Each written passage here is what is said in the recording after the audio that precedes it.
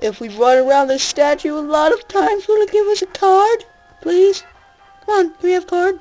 No, it's not. It always reminds me of that statue in the Cragland or whatever from Paper Mario, whatever, I don't remember. Super Paper Mario, there we go. Hello everyone, Jakadah 562. Or Jakadah, I don't even know what it is. So in the last element, we conquered Marshall. We punched him down to the ground with only one use of our ground type, so it's kind of an invalid statement there. But I don't really care, because we are at my personal favorite Elite Four member, not of them all. I might tell you guys that later, or girls, because as I said before, other people might watch my videos. But he also kind of reminds me of the Arrival in Black and White too, but... Man, oh man, what is going on today? Challenges coming one right after the other. Well, no matter, I am Grimsley of the Elite Four, and I'll fill my duty to be your opponent. Yes, this is Grimsley, with a very suave scarf, if I might add. So, Grimsley, he does have the standard 2 forward stores. He will start out with the Pulse Effect, Scrafty, level 48 Dark Fighting type with the ability Moxie, so try not to get too much killing on it, with the moves Crunch, Brick Break, Poison Jab, and Sand Attack. I can't really think of a strategy that you could potentially use with this thing, but I have a potential strategy I want to use with Asun here. So, as you might have learned, I got rid of Baton Pass for what I think is a better move, Toxic. But now I potentially have a strategy for it. Strategy in a Pokemon game, oh my gosh! So, if I Protect, he still takes damage from the Toxic, as shown. And I think I can pull off 2 in a row. Yes, I don't recommend going over that, but... So, as he gets more continuous damage racked up with that, I believe I could finish him off with a Veno Shock, and then if the poison doesn't kill him on the next turn, then I'll use a Full Restore. But, yeah, I believe it should knock him out. If not, I'll use a Full Restore, because he will, but... Kill it. Yes! See, for once, my ideas actually work. It kind of stinks though, because I was intentionally planning on using this character for more than, I don't know, 2/4 of the fight. But, sometimes fortune doesn't smile upon you. And this Liepard cannot be paralyzed, which has nothing to really do with poison, but, so he'll send out his Leopard, things I hate. But... So, it's my duty, however, to inform you about all of his moves. So, this Liepard, level 48, with the ability Limber, meaning that it cannot be paralyzed, with the attacks Night Slash, Fake Out, Aerial Ace, and Attract. I probably should have sent out a female, because it's going to try to do an Attract combo right there. But I believe I can probably tank it, if not potentially kill it. Come on, come on! We've lived harder than this. Oh, wow. That did, like, maybe half as much as I expected it to. I was actually expecting him to die, but still.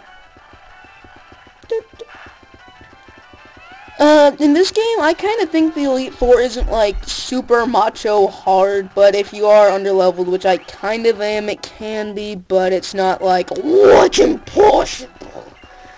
But, I'm not going to teach you Sandstorm, because I'm afraid you would actually hinder our team instead of help it. But, oh, he's already leading with Bisharp. I was kind of expecting he would do this one later. This is a really risky play I'm playing here, because his Bisharp is his highest level Pokemon, which I always thought was kind of weird. I was thinking that his other one would be his highest. But, his Bisharp is level 50, Dark, and Steel type, with the ability Defiant. I don't remember what that is. So, with the moves Night Slash, X-Scissor, Metal Claw, and Aerial Ace, I was hoping he'd be a stupid CPU and use Aerial Ace, but he was not. So instead, if you have a fighting move on this fight, oh my gosh, then you're actually gonna fare pretty well, considering he has a 2x weakness to it. Hopefully he's able to tank this, because he's a... You're Chronicle! You're a narwhal. You should be able to tank these things. I really don't know, because now half the team I was depending on has died.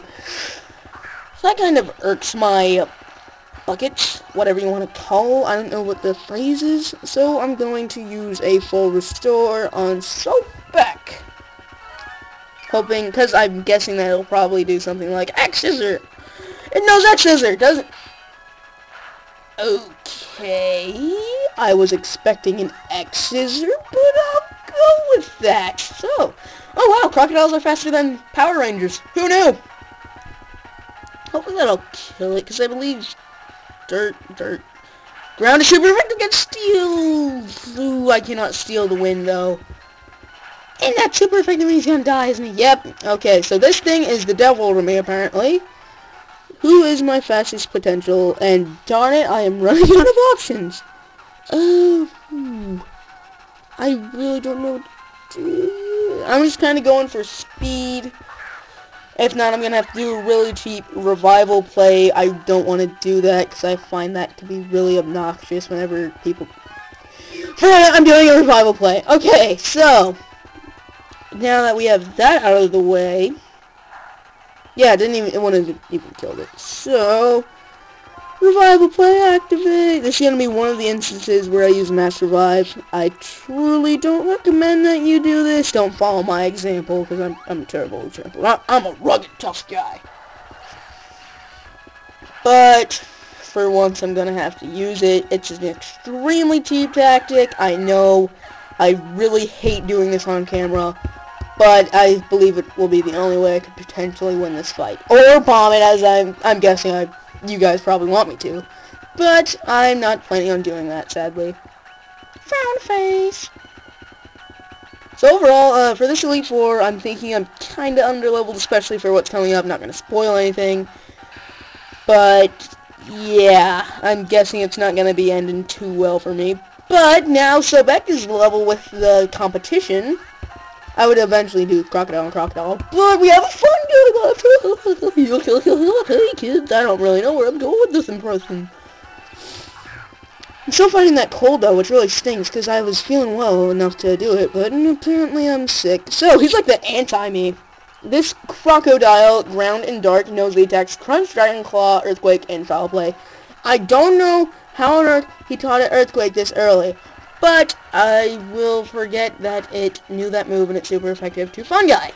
No, it is not. Once again, my logic against his. You rock, Fun Guy, once again, for a critical hit. So, that was almost potentially full heal, which was really nice. Thank you, Fun Guy. For once, you're the life of the party. If somebody wins a battle, then without doubt, someone else. That's the way of battle. A real warrior doesn't dash off in pursuit of the next victory, nor throw a fit when experiencing a loss. A real warrior ponders the next battle.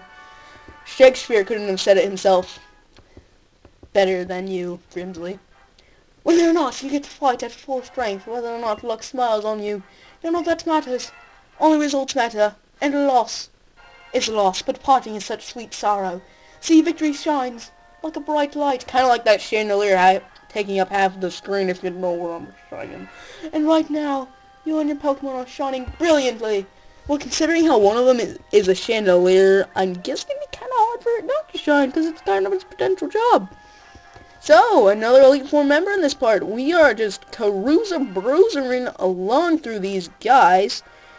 So, in the next part, we'll tackle the next one that I consider to be the second hardest, so it can only be going downhill from here. So in the next installment, we'll be taking on whichever one is next. Could it be this one? Or this one? Or maybe even this statue? Oh, okay, it tells you.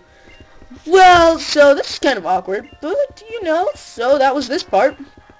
And so in the next part, we'll tackle on the one to the southwest, the northeast.